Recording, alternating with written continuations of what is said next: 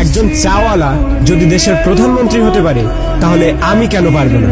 একটা ছেলে যে জঞ্জাল সাফ করার কাজ করত আর সে যদি বিশ্বের অন্যতম ক্রিকেটার হয়ে দেখাতে পারে তাহলে আমি কেন পারবো না? একটা মানুষ কোনো ডিগ্রি ছাড়াই শুধুমাত্র পেট্রোল পাম্পে কাজ করে ইন্ডিয়ার বেস্ট বিজনেসম্যান হতে পারে তাহলে আমি কেন পারবো না? হাই স্কুলের বাস্কেটবল টিম থেকে বাদ দিয়ে দেওয়ার পরেও যদি সে দুনিয়ার বেস্ট বাস্কেটবল প্লেয়ার হতে পারে তাহলে আমি কেন পারবো না? কিছু লোক কলেজ ড্রপ আউট করার পর নিজের কোম্পানিতেই কলেজের টপারদের হায়ার করতে পারে তাহলে আমি কেন পারবো না? এক ব্যক্তি যাকে নিউজ পেপার কোম্পানি চাকরি থেকে বাদ দিয়ে দেয় কারণ তার মধ্যে নাকি ক্রিয়েটিভিটি কম ছিল, আইডিয়া কম ছিল, সেই ব্যক্তি যদি পরে মিকি মাউসের মতো ক্যারেক্টার ক্রিয়েট করতে পারে তাহলে আমি কেন পারবো না?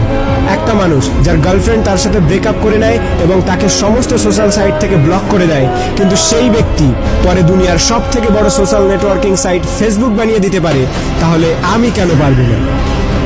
এক ব্যক্তি 999 বার ফেল হওয়ার পরেও হার না মেনে 1000 বারের মাথায় বাল্ব আবিষ্কার করতে পারে তাহলে আমি কেন পারবো না? দুবার বিজনেসে ফেল হওয়ার পরে ডিপ্রেশনে গিয়ে পরপর 8 বার ইলেকশনে হেরে গিয়ে 9 বারের মাথায় আমেরিকার প্রেসিডেন্ট হতে পারে তাহলে আমি কেন পারবো না?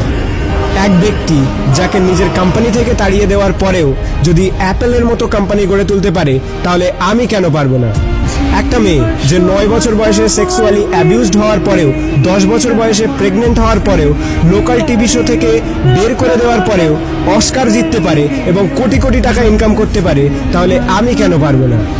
একটা জবলেস মেয়ে যার স্বামী তাকে ডিভোর্স দিয়ে দেয় এবং 3 বছরের বাচ্চাটিকে মানুষ করার দায়িত্ব তার উপরে চলে আসে, ডিপ্রেশনে যাওয়ার পরেও ওয়ার্ল্ডের সব থেকে বিখ্যাত নোভেল সিরিজ অর্থাৎ হ্যারি পটার লিখে ফেলে, যার ফলে সে কোটি কোটি টাকা ইনকাম করছে, তার একদিনের ইনকামে একটি ল্যাম্বরগিনি কেনা যাবে।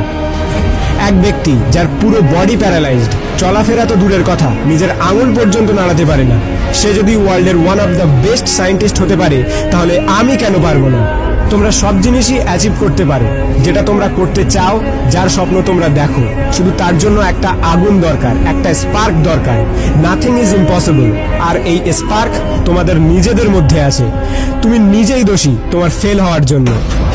এখন তুমি যেখানে আছো সেটা তোমার অতীতের কর্মের ফল, এবং কাল তুমি কোথায় পৌঁছাবে সেটা তোমার আজকের কর্মের ফল হবে।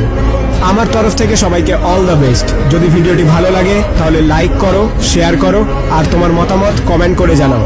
আর যদি প্রথমবার আমার ভয়েস শুনে থাকো তাহলে প্লিজ চ্যানেলটিকে সাবস্ক্রাইব করো আর পজিটিভিটি দিয়ে নিজেকে ঘিরে রাখো।